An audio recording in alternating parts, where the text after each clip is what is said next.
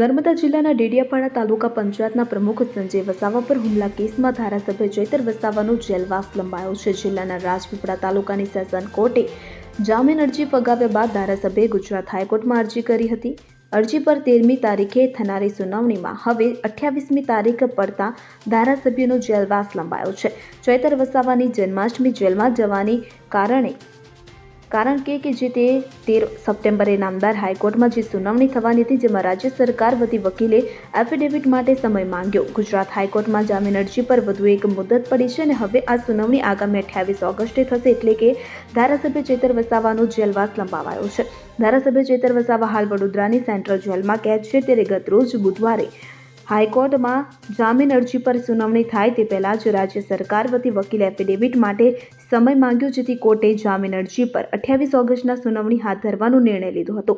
વિશ્વ આદિવાસી દિવસ બાદ હવે જન્માષ્ટમીનો તહેવાર પણ તેઓ જેલમાં જ ઉજવશે. Bureau report CN24 news.